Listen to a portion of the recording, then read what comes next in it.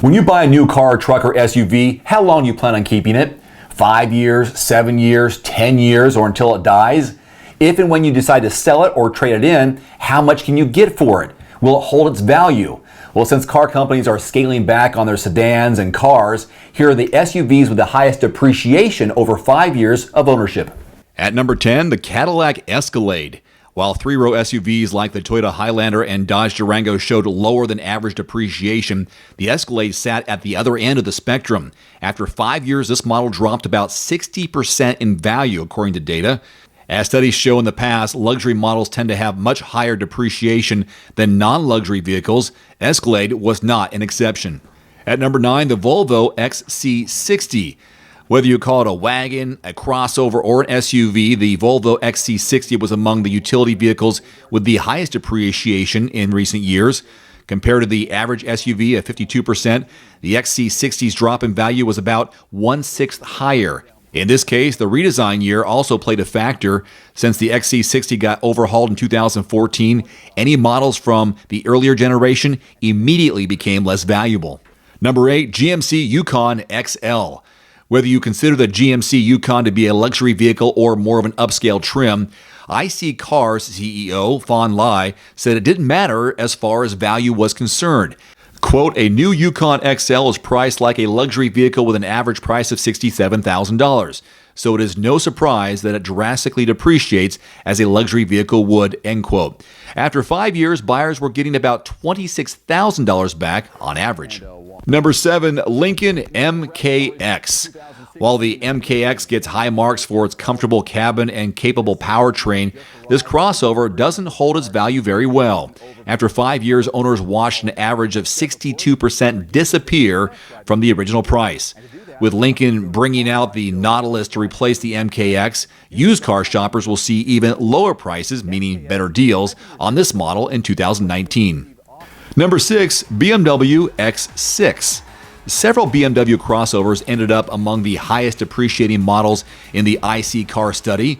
In the commentary accompanying the data, Fong Lai noted the danger of keeping a luxury model past the 5-year mark. Quote, the high repair costs of German vehicles like BMWs is another factor in the high depreciation of these vehicles, end quote.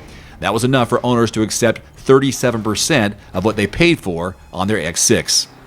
Number 5, the Cadillac returns, this time with the Escalade ESV. The stretch version of the Escalade ESV depreciated even faster than the standard model. After 5 years, this model had lost 63% on average when owners went to sell. No one's quite sure what the market is for a dated XL Escalade, but if someone is interested, here's some advice. Lowball the seller. Number 4, BMW again, this time the X1. Smaller BMW crossovers shed value even faster than the X6. In the case of the X1, owners were left with an average of 63% of what they originally paid after 5 years. Compared to the depreciation of a model like the Toyota RAV4, 43% over the same period, you start to see why you pay for luxury models on both ends of the deal. Number 3, the Lincoln Navigator. Lincoln's largest SUV depreciated the fastest of any American vehicle after 5 years. When owners went to sell, they saw about 37% back in return. In the case of the Navigator, you're also looking at the effect of a all-new 2018 model taking over the previous generation. The update for the 2015 also had an impact on this model's depreciation. At number 2, the BMW X3. The BMW X3 of the previous generation, 2011 through 2017, was mostly a hit with consumers and critics, but that didn't keep it from losing value. Over 5 years, owners were finding about 36% of the original price on the used market. Looking at the SUV with the lowest depreciation, Jeep Wrangler, the X3 lost about double the value over this time.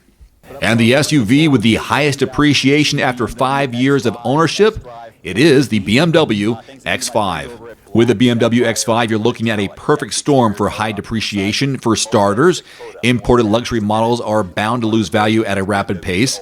In the BMW X5's case, you're also looking at a redesign for 2019. That means models from 2014 through 18 are slipping in value by the day and will into 2019. Finally, the IC Cars study looked at 2013 models sold this year from the previous generation. By the time it went to press, consumers had 2 more generations of the X5 to consider. Needless to say, the market for 2007 through 2013 models favor bargain hunters from here on out. That's my video for today. Now take 2 seconds, click subscribe if you haven't already, and leave some comments below about some upcoming videos you'd like to see. Until next time, I'm Dave Erickson. Thanks for watching. Adios. One more thing before you go, I've added links to some of the best-selling automotive accessories on Amazon right now, along with links to some of my product reviews. You'll find it in the description below this video.